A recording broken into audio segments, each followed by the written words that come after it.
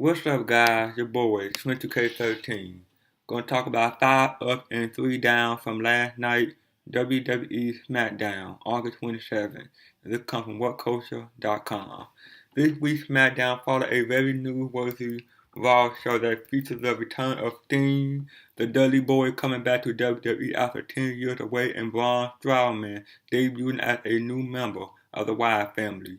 Since Sting is obviously not going to work on SmackDown, the focus on this week's show was on the new Wyatt family.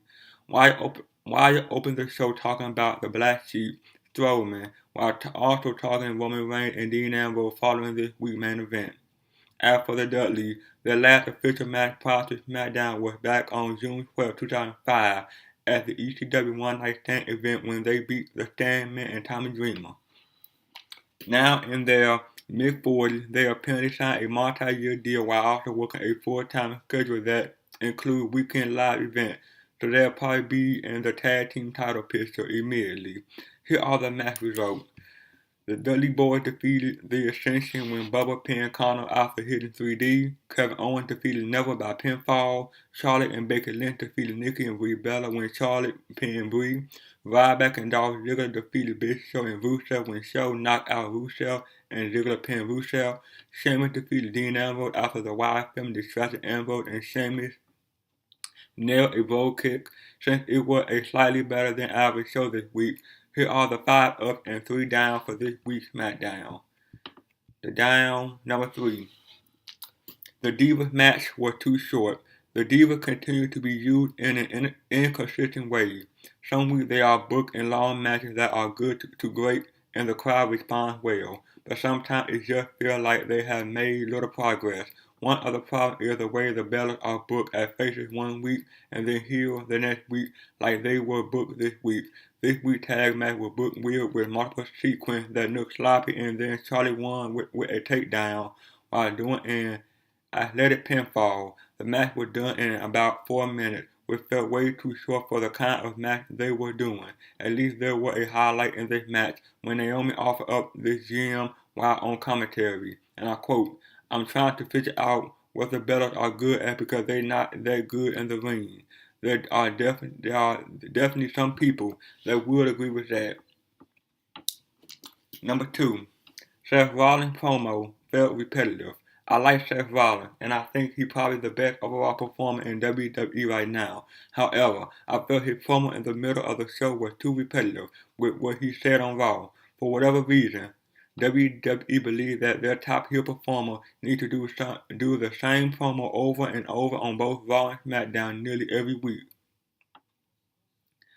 Rollins spoke for about 7 minutes all by himself with no interruption. On Raw he went nearly as long. There were even points in his promo that were about the same subject he mentioned on Raw as well. So as I watched it, all I wanted to do was hit fast forward. This is coming from a fan that loves Rollins, but why do we need to hear it again? I think that WWE should have done is put Rollins in a match that went about 4 minutes that he won clean. Then after the match, he could have done a 1-minute promo about how he's going to be Sting so badly as Night Champion that we won't see Sting in a match again. Repetitive promo and video packages are a problem with WWE right now. They think fans are stupid and that we need to hear the same thing repeatedly. It's a shame because they could make better use of their time. Number 1. Dolph Ziggler looked weak despite his win due to Big Show turning face. One of the new directions that WWE is heading in following SummerSlam is Big Show turning face. That's the kind of thing that makes me want to groan because I really don't want to see it. Show is much more effective as a heel, yet WWE is booking him like the guy that can't do anything right, and when he had a partner like Rusev, he ended up getting beat up. During this tag match, which Show teamed up with Rusev against Ryback and Dolph Ziggler. The heel duo had problems all match long. Rusev tagged himself in and he didn't want Show to tag into the match. What bothered me so much was that Ziggler was booked like a babyface. That didn't mean anything as he got a fluke win over the Big Show. Gave Rusev a KO punch while Ziggler was trapped in the accolade. Why book Ziggler in such a weak way? I know it was done because the main purpose of the match was to accelerate show turns. I just think Ziggler should be treated as a more important figure. This win by Ziggler came off as a fluke and shouldn't encourage any fan to think that he had a shot against Rusev in a singles match, even though he should be booked too competitive against him. The guess here is that Show will help Ziggler beat Rusev when the Ziggler-Rusev feud ends so that Show can feud with Rusev, which really doesn't excite me that much at all. Up, number 5, Rick Brennan on commentary. This week on SmackDown, Rick Brennan was the main play-by-play guy for the show. According to a WWE.com article, he's taking over as the lead announcer on SmackDown effective immediately.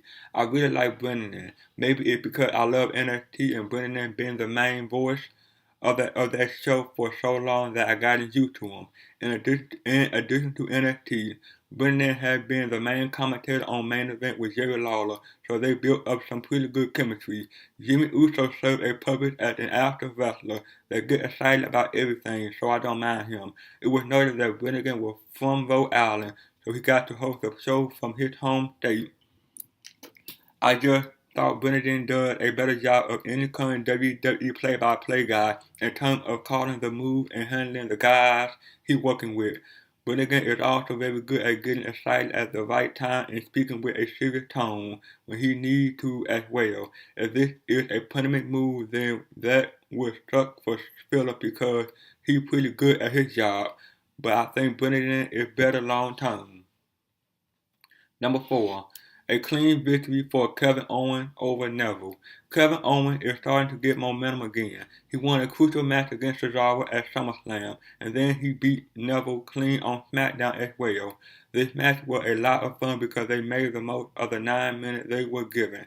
Neville's fast-paced offense is a nice alternative to the power of Owens, who showed off some really impressive moves during the match, like a spinning neckbreaker when he had Neville on his shoulder. Neville made a comeback, looked like he might win after a great German suplex and then an impressive super kick outside the ring. He went for the red arrow, but Owen was able to avoid it. Owen nailed a huge super kick of his own, then connected with a pop-up powerbomb, and that was it. Owen is well on his way to solidifying his spot as a successful upper mid-card wrestler in WWE. I don't know if he's being positioned for it, but I think he'd be perfect as the next Intercontinental Champion. We'll see if it happens. Number 3. Sheamus got a quality win over Dean Ambrose. It wasn't clean, but it's nice to see Sheamus getting a win in a main event match against Dean Ambrose. They had a few matches in the past, and every time I enjoyed it. This is a feud that could be great one day if they ever build it up as a personal rivalry. In their match, the Wyatt family showed up to distract Ambrose just as he started his momentum and looked like he was going to get the win. When Ambrose was starting at the 3 Wyatt got outside the ring, Sheamus capitalized with a brogue kick to win the match. Nobody touched Ambrose, yet they did enough just by being there. There are probably fans of Ambrose that are upset about it, and I totally get that. It's just that right now the story is about making Ambrose look like a sympathetic figure along with Reigns. They'll get their win in a month or two just like they did at SummerSlam, but now the goal is to build up the Wyatt family a bit more. Sometimes distracting finishes are fine. This is one of those instances where it fits perfectly because of the new storyline they are trying to tell with the Wyatt family. It also gives Sheamus a quality win, which is always a good thing for the guy holding the Money in the Bank briefcase. Number 2. The Dudley Boys look great in their first match since returning. Do you know we are? We the Dudley Boys, and we're back. The Dudley Boys look great in their first WWE match in 10 years. It was smart of WWE to book them in a match against a bad tag team like the Ascension, who really don't mean much right now. Sometimes when there are matches on SmackDown, you can tell that they're pipe in crowd noise and the crowd isn't that into the action. In this case, the crowd was heavily invested in it from the moment the Dudley entered the arena. It was a clean 5-minute win for the Dudleys, which is exactly where it needed to be. They didn't need to go longer than that, and they shouldn't have been taking more than that. It was over then. It was over when they hit 3D on Connor. After the match, the New Day came out with signs to complain about the Dudleys being there, and they kept their distance. That's when the Dudleys put Victor through a table with a powerbomb, much to the delight of the crowd. Number 1. The Wyatt family is stronger than ever. This week's biggest star on WWE TV are the Wyatt family because they look to be as stronger than ever. The addition of Braun Strowman is great for them due his powerful look, and he fits the role as a powerhouse that will make the family stronger. Bray Wyatt did a good promo talking about how Sister Abigail found Strowman for him, and he called him the new face of destruction. All Strowman had to do is stand there, look mean, and he going to get a big reaction out of people because he looked legitimately scary. Much like on Raw, the Wyatt family dominated the duo of Roman Reigns and Dean Ambrose. That's exactly how they should have been booked, because if WWE had Strowman get knocked down or steal anything, it would have been a big mistake. What this story had done is made Bray look like a bigger and more dangerous star. That's what Bray had needed for months now. His run as the loner didn't really work that well. At an evil Mastagro, as Brennan called him, Wyatt is much more important. People will fear the Wyatt family now, which is the perfect response for the man that called himself the new face of fear. It could be the start of Bray Wyatt's true ascension to the top of the roster as a main event performer. That's why this angle is so important right now. Well, that is, guys. Like, comment, subscribe. See you guys on the next one. Peace.